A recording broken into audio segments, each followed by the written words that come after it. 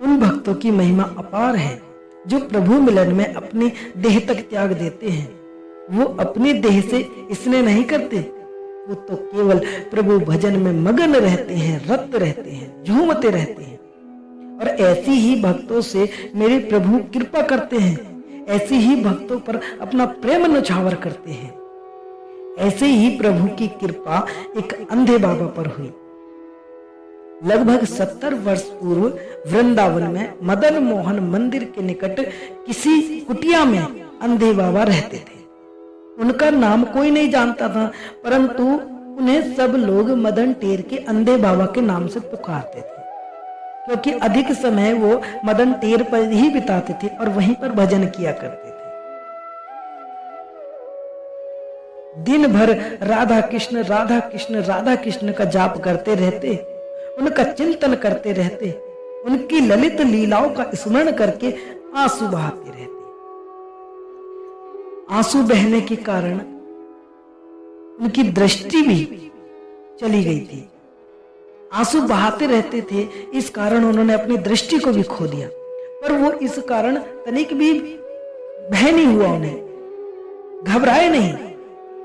और घबराना तो तब होता ना जब संसार से कोई स्वार्थ होता। उनके मन को तो केवल प्रभु चाह थी बस, और उनके नेत्रों की सार्थकता थी केवल प्रभु दर्शन की, प्रभु चाह की।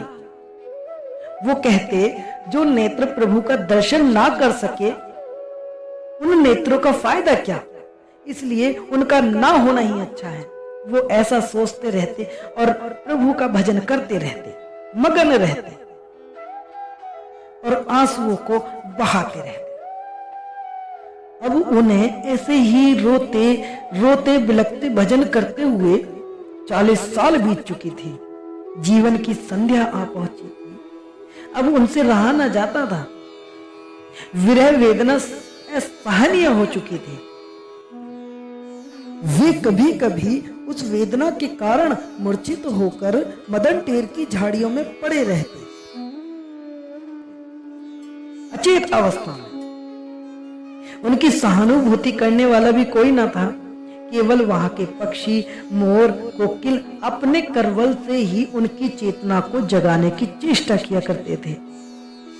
एक दिन जब वे मदन टेर पर बैठे रो रहे थे, तो उधर से राधा कृष्ण टहलते हुए जा रहे थे। बाबा को रोता देख राधा रानी ने श्री कृष्ण को कहा, प्यारे, ये बाबा बड़ो रो रहे हैं और जाकर इन्हें हंसा दो। श्री कृष्ण बाबा जी के पास जाकर कहा कि बाबा तू क्यों रो रहे? आपको किसी ने कुछ कहा?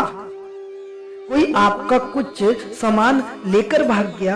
कोई कुछ छीन कर भाग गया? बाबा ने कहा, ना, तू जा यहां से। श्री कृष्ण भगवान फिर बोले, बाबा आपके लिए कुछ ला दूं, भोजन पानी का बंदोबस्त कर दूं, पर तू रो मत।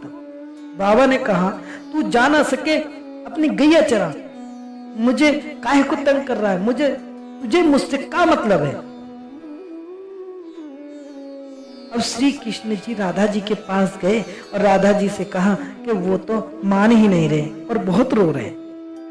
अब राधा जी ने कहा, प्यारे, तुम नहीं हंसा सके उनको, अब देखो मैं हंसाती हूं उनको। अब श्री राधा रानी जी बाबा के पास गई और कहा, बाबा तू क्यों रो रहे? तेरो कोई मर गया है क्या? बाबा हंस दिया और बोले, लाली मेरो कोई है ही ना।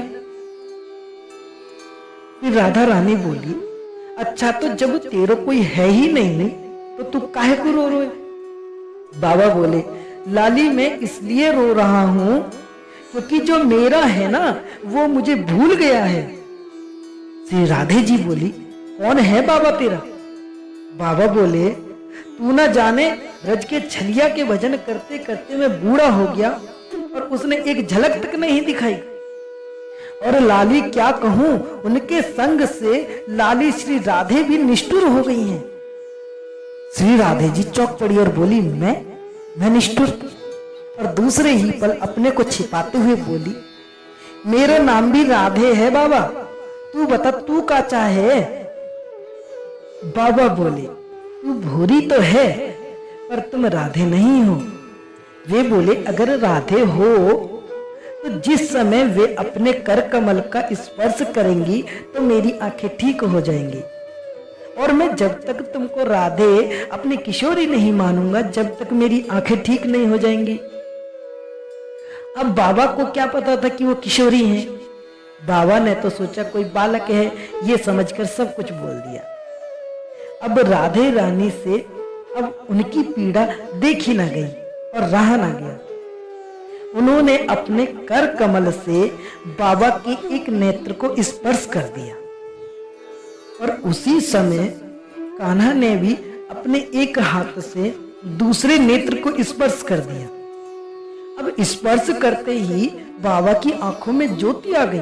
बाबा को सब कुछ दिखाई देने लगा, और उन्होंने राधा कृष्ण के खूब दर्शन करे, जी भर के दर्शन करे, और दर्शन करते करते, दर्शन का आनंद लेते लेते बाबा आनंद मग्न होकर, और इतने आनंद मग्न हुए कि उन्हें फिर से मूर्छा आ गई और वो अचेत हो गए। अब क्या था, बाबा वही मूर्छित अवस्था में पड़े रहे। प्रातः काल वृंदावन की परिक्रमा के दौरान कुछ लोगों ने उन्हें पहचान लिया और उन्हें अचेत अवस्था में देखकर मदन मोहन मंदिर पर ले गए। उन्हें अचेत देखते ही मंदिर के गोस्वामी जी समझ गए कि इन पर राधे कृष्ण की कृपा हो गई। अब गोस्वामी जी ने और भक्तों ने सबने मिलकर उन्हें चारों तरफ से घेर लिया और कीर्तन करने लगे। अब कीर्तन की ध्वनि कानों में पड़ी तो उन्हें धीरे धीरे चेतना होने लगी। धीरे धीरे उनकी मूर्छा टूटने लगी और बाबा उठकर बैठ गए। अब गोस्वामी जी ने उन्हें एकांत में ले जाकर बाबा की खूब सेवा करी। अब सेवा के बाद गोस्वामी जी ने उनसे मूर्छा के बारे में पूछा तो उन्होंने रो रो कर सारी घटना के बारे में बता दिया। बाबा ने जिस वस्तु की कामना की थी वे भी उन्हें मिल गई, फिर भी उनका रोना बंद ना हुआ। अब उनका रोना तो पहले से भी ज्यादा हो गया। अब उन्हें राधा कृष्ण से मिलकर बिछड़ने का उन्हें मिलने से ज्यादा दुख और तकलीफ दे रहा था। और एक दिन इसी दुख से रोते रोते उन्होंने अपनी जड़ देह का त्याग कर दिया और सिद्ध देह जाकर मेरे प्रभु से, मेरे कृष्ण से जा मिले। देखो भक्तों, हम कामना करते हैं पर कामना पूरी होने पर भी वो प्रेम कम तो नहीं होता। क्या कामना पूर्ति भगवान प्रेम को कम कर सकती है? नहीं कर सकती। वो कन्हैया जी से प्रेम करते थे और उसी प्रेम की याद में वो रोते रहते थे। धन्य है ऐसे भक्त और उनकी भक्ति, धन्य है वो नेत्र जो प्रभु के नाम में, प्रभु के भजन में, प्रभु के मिलन में आंसू बहाते रहते हैं। धन्य है ऐसे भक्त और धन्य है उनकी